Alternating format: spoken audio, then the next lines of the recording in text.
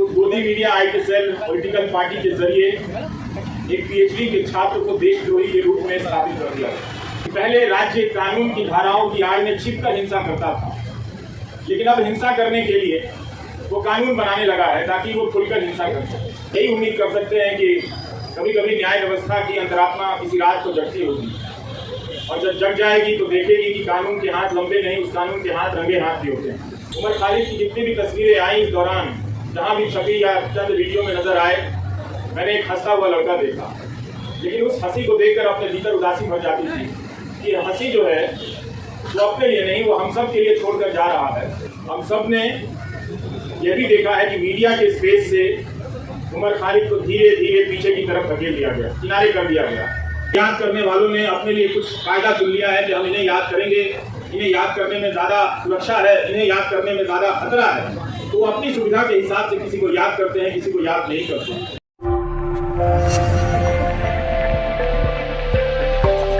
गोदी मीडिया और IT cell के जरिए आप पर मानसिक हिंसा करता है, आपको बदनाम करता है, और इसकी शुरुआत अगर ठीक तरीके से देखी जाए, संगठित तरीके से देखी जाए, तो उमर खालिद से होती है। जब वो अनजाने में उन TV चैनलों के स्टूडियो में चले गए इस उम्मीद में कि इन चैनलों के जरिए किसी की बात रखी जाती है, किसी का पक्ष रखा जाता है, मगर जब तक वो जाते तब तक चैनलों ने अपना रुख हमेशा हमेशा के लिए आने वाले 10-12 साल और न जाने और कितने साल के लिए बदल दिया है। तो गोदी media IT cell political party के जरिए एक PhD के छात्र को देशद्रोही के रूप में स्थापित कर दिया। समाज की नज़र में उसे कमजोर कर दिया गया, जो पहले से ही कमजोर हमारी आपकी तरह पढ़ने लिखने वाला एक लड़का था, तो नहीं जानता था कि इसके पीछे की तैयारी से सिस्टम ने हमले के सामान जुटा लिए। दूसरा तरीका राज्य ने अपने हिंसा का ये बदला कि आप सभी जो सुन रहे हैं उसे समझना भी चाहिए कि पहले राज्य कानून की धाराओं की आड़ में छिपकर हिंसा करता था, लेकिन अब हिंसा करने के लिए वो कानून बनाने लगा है ताकि वो खुलकर हिंसा कर सके।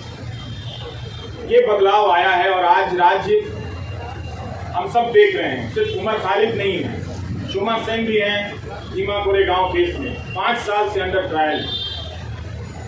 जब बड़े बड़े न्यायाधीशों को अंडर ट्रायल के बारे में बोलते हुए सुनता हूँ तो मुझे लगता है कि यही 2-4 केस उन्हें भी नजर नहीं आते होंगे, या उन्होंने भी अपनी सुविधा के हिसाब से इन कुछ केस को देखना सुनना बंद कर दिया इस तरह से कि ये केस छोड़कर बाकी और केस पर बोला जाए। तो कभी भी सबके सामने में है, सुप्रीम कोर्ट ने तमाम टिप्पणियां की है जमानत को लेकर, सबके सामने ये बात, मगर कभी भी 1000 दिन तो सुनवाई चली है दिल्ली की निचली अदालतों में, बेतवा शर्मा ने लिखा है, और कोई 400-300 दिन दिल्ली हाईकोर्ट में इस तरह से जमानत को लेकर सुनवाई चलती रही। इसके बाद भी जमानत एक इतनी मुश्किल उम्मीद इस लड़ाई में बनकर सामने आ गई। यही उम्मीद कर सकते हैं कि कभी कभी न्याय व्यवस्था की अंतरात्मा किसी रात को जगती होगी, और जब जग जाएगी तो देखेगी कि कानून के हाथ लंबे नहीं, उस कानून के हाथ रंगे हाथ भी होते हैं। उसे नजर आएगा, वो बात समझ में आएगी कि क्या हो रहा है। हम सब ने यह भी देखा है कि मीडिया के स्पेस से उमर खालिद को धीरे धीरे पीछे की तरफ धकेल दिया गया, किनारे कर दिया गया, ताकि भुलाने की प्रक्रिया में तेजी आए। मैं अक्सर सोचता हूँ कि जो लोग शुरू में बोला करते थे वो लोग आगे चलकर बोलने की प्रक्रिया से ऊब गए, या उस प्रक्रिया के सहयात्री हो गए जिसने ये तय किया है कि हम जब किसी के साथ इस तरह की यातना करेंगे, उन धाराओं में उसे बंद कर देंगे, तो उसे भूल जाना होगा, उसे उसके हाल पर छोड़ देना होगा। उमर खालिद की जितनी भी तस्वीरें आई इस दौरान, जहाँ भी छपी या चंद वीडियो में नजर आए, मैंने एक हंसता हुआ लड़का देखा, लेकिन उस हंसी को देखकर अपने भीतर उदासी भर जाती थी कि हंसी जो है वो अपने लिए नहीं, वो हम सब के लिए छोड़कर जा रहा है। या आप शायद अपनी जिंदगी में सामान्य होंगे, इस वक्त एक ओवल में फालतू का मुकाबला चल रहा है, इंडिया ऑस्ट्रेलिया के मैच में ट्वीट करके अपने आप को क्रिकेट प्रेमी जता रहे होंगे। जता सकते हैं, बिल्कुल अपनी जिंदगी जी सकते हैं, और जिंदगी को उसी रोशनी और संगीत के साथ जी सकते हैं। मगर याद करने का जो फर्ज था नागरिकों का बहुत लोगों ने भुलाया और ये होते हुए हमने देखा। उनके लिए एक ऐसा विषय बन गया जिस पर लिखना, इस पर बोलना राज्य से टकराने के जैसा हो गया। वो अपना हिम्मत हारने लगे। लेकिन यहाँ आकर यही लगा कि शायद मैं उन 2-4 लोगों की परवाह कर रहा था। आप हज़ार लोगों को, सैकड़ों लोगों को नहीं देख रहा था जो आप राज्य से लड़ रहे हैं। राज्य कई तरह के सेंसर लगा रहा है, लेकिन फिर भी आप बातों को पहुंचाने के लिए अपने कैमरे हाथ में थाम कर उठा कर खड़े हैं। ये बहुत बड़ी बात। मैं याद करना चाहता हूं उमर के साथ आज बेतवा शर्मा को भी, जिन्होंने दिल्ली दंगों के मामले में शानदार रिपोर्टिंग की, आज भी की है बेतवा ने, और पहले भी सफूरा के मामले में उन्होंने शानदार रिपोर्टिंग की। और इसकी वजह से लोगों ने जाना कि नताशा नरवाल, देवांगना कालिता, इन सब के साथ क्या हो रहा है। इन्हें जमानत मिली, लेकिन उमर खालिद को जमानत नहीं मिली। हम इस केस के बारे में इस तरह से आज बेतवा ने लिखा है कि दिल्ली पुलिस की गवाहियों में, उसकी दलीलों में कितने अंतर पाए गए हैं, ये सब डॉक्यूमेंटेड है। और आप सभी को पढ़ना चाहिए कि एक पत्रकार में, और पत्रकारिता सीखने के लिए भी पढ़ना चाहिए कि अपनी उस बात को कहने के लिए बेतवा शर्मा और उनकी टीम ने कितने हजार पन्नों के दस्तावेजों को पलटा होगा, और उनके वकीलों ने जो उमर के साथ लड़ रहे हैं उन लोगों ने कितनी कानून की किताबों को पलटा होगा कि इंसाफ और जमानत तक के दरवाजे तक उमर खालिद को ले जाएं।